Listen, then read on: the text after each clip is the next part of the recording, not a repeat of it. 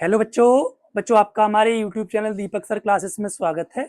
बच्चों आज की क्लास में एक्सरसाइज 8.3 का क्वेश्चन नंबर 4 के हम फर्स्ट एंड सेकंड पार्ट करेंगे। इन क्वेश्चंस में जो प्रूविंग वाले हैं इनमें बच्चों को काफ़ी प्रॉब्लम होती है। ठीक है, बच्चों से ये प्रूव नहीं होती है, तो मैं काफ़ी इजी वे में एक्सप्लेन करूंगा। ठीक है, और समझते चलना।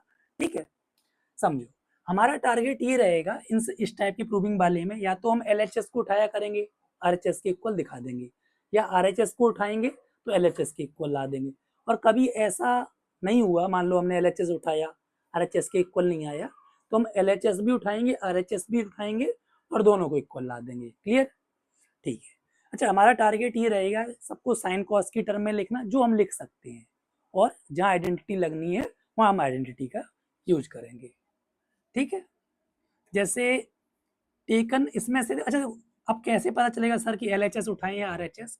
देखो थोड़ा सा दिमाग आप ये लगाओ, इससे ये ला पाओगे क्या आप? नहीं ला पाओगे। इससे कैसे लाओगे? ठीक है, तो जो जिस चीज से आपको लगेगी कि हम ये ला सकते हैं उसे उठा लेना।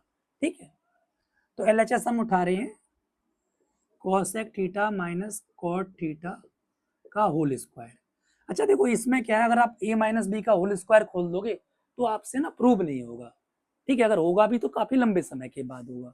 ठीक है, काफी दिमाग ज्यादा लगाना पड़ेगा। ठीक है, तो मैं यही तरीका बताता हूँ, जल्दी प्रूव हो जाएगा। कॉसेक को हमने लिख दिया साइन की टर्म में। कॉट क्या होता है? Cos theta by sine theta. मैंने आपसे कहा था कि हमारा टारगेट रहेगा सभी को साइन कॉस की टर्म में लिखने का। ठीक है, जिसको लिख सकते हैं। अच्छा, इसका ये डेनोमीटर सेम है तो एक साइन थीटा ही आ जाएगा। ठीक। अच्छा, अब पूरे पर स्क्वायर है तो मैं सेपरेटली पे स्क्वायर लगा सकता हूँ ना, ये तो आपको पता होगा। जब पूरे पर स्क्वायर होता है तो हम सेपरेटली पे स्क्वायर लगा देते हैं, तो ये इसका स्क्वायर तो साइन स्क्वायर थीटा हो जाएगा। अब बच्चे क्या करेंगे, इसमें a माइनस बी का होल स्क्वायर खोल देंगे, वो भी गलती आप मत करना। ठीक है, फिर ये प्रूव नहीं होगा। थोड़ा सा ना अपनी निगाह ना आरएचएस की तरफ भी रखो।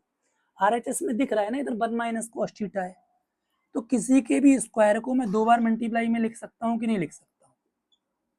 देखो ट्रिग्नोमेट्री के ये क्वेश्चन से आपको प्रैक्टिस से आएंगे। ठीक है, जब प्रैक्टिस करोगे धीरे धीरे चीजें आपको समझ में आने लगेंगी। क्लियर?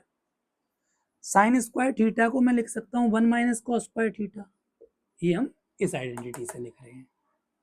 ठीक है, अब क्या करें? अब देखो एक काम करते हैं, ऊपर वाली चीज को सेम लिखते हैं। अच्छा, इसे 1 को 1 का स्क्वायर लिख सकता हूँ, और कॉस स्क्वायर थीटा को कॉस थीटा का होल स्क्वायर लिख सकता हूँ कि नहीं? लिख सकता हूँ ना? ठीक है, अब इस चीज को हम इधर करते हैं, इसको न्यूमरेटर को सेम एज इट इज लिखो।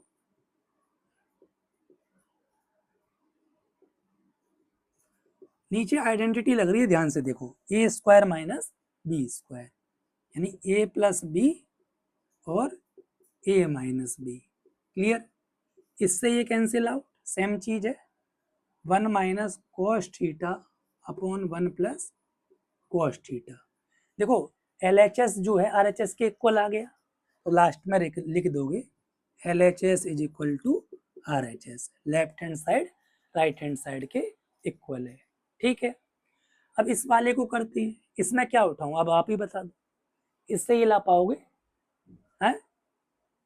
ठीक है, तो एलएचएस उठा लेते हैं। ठीक है, तो ऊपर लिखना पड़ेगा टेकन, ये तो पता हो ना एलएचएस किस साइड को कहते हैं। देखो ये मेरा राइट हैंड है तो ये राइट हैंड साइड, ये लेफ्ट हैंड साइड।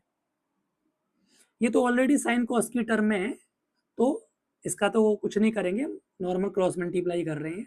अच्छा एक चीज ध्यान रखना, आप जब क्रॉस मल्टीप्लाई करते हो ना, जैसे इसका इससे होगा तो डायरेक्ट मत लिखना cos A plus sign A cos A, पहले केवल स्टेप वाइज लिखना कि ये मल्टीप्लाई होगा तो ऐसे दिखा दो।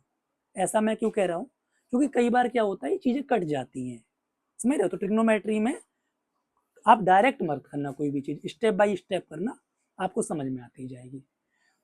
नीचे का नीचे से होता है बताया था, इस कॉसे का इस कॉसे से होगा तो कॉस स्क्वायर है, 1 प्लस साइन ए का 1 प्लस साइन ए से होगा तो मैं इसे 2 बार साइन ए का होल स्क्वायर हो जाएगा। 2 इंटू 2 क्या होता है? 2 का स्क्वायर, तो ये इंटू ये इसका होल स्क्वायर। क्लियर? आप क्या कर रहे हैं, इसको यूं ही लिखे रहने देता हूं, इसमें आइडेंटिटी यूज कर लेता हूं, a प्लस बी का होल स्क्वायर। तो a प्लस बी का होल स्क्वायर होता है a square plus b square plus 2ab। अभी लिखे रहने देता हूं, इसको मल्टीप्लाई नहीं कर रहा हूं, अगर मुझे लगेगा तो कर लूंगा।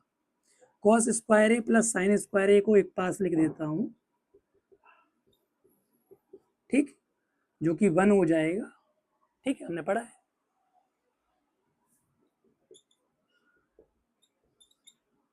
ए है मेरा प्यारा सा ए, ठीक है। नीचे वाली चीज को सेम एज इट इज, ये 1 हो जाएगा, तो 1 प्लस 1 2 हो जाएगा, 2 प्लस 2 साइन ए। ठीक, नीचे वाली चीज को कुछ नहीं करना, कोई भी बच्चा नीचे वाली चीज को छेड़ेगा नहीं, ध्यान रखना। छेड़ोगे तो फिर गड़बड़ हो जाएगा मामला, समझ रहे हो?